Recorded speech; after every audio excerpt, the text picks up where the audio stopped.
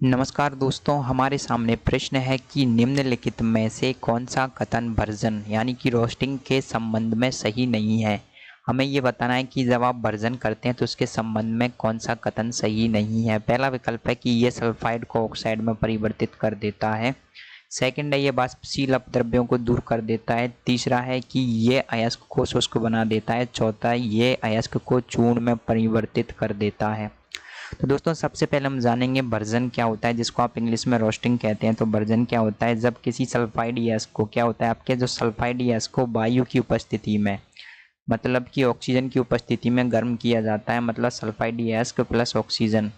तो इस प्रक्रिया को क्या कहा जाता है, भर्जन कहा जाता है। सल्फाइड अयस्क को वायु की उपस्थिति में उच्च ताप पर गर्म किया जाता है, यह प्रक्रिया कहलाती है आपके भर्जन। और भर्जन की प्रक्रिया में क्या क्या होता है हम क्रम वाइज देखेंगे। पहला बोल रहा है कि ये सल्फाइड को ऑक्साइड में परिवर्तित कर देता है।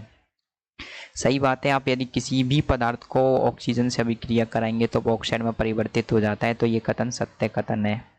सेकंड है कि ये वाष्पशील अपद्रव्यों को दूर करता है। जब आप किसी चीज़ को गर्म करेंगे, आप लोग जानते हैं गर्म करने पर जो पदार्थ वाष्प में बदल सकते हैं वो वाष्पशील होंगे, वो क्या हो जाएंगे, वाष्प बन करके उड़ जाएंगे।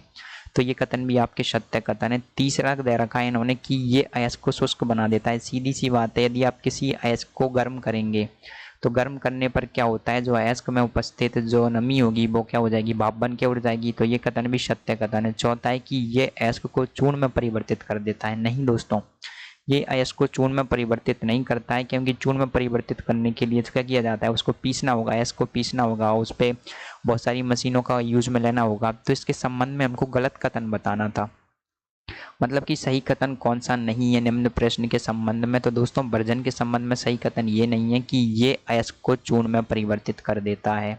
तो ये कथन सही कथन नहीं है। बाकी के तीनों कथन है वो आपके सत्य कथन है, ये आपके असत्य कथन है।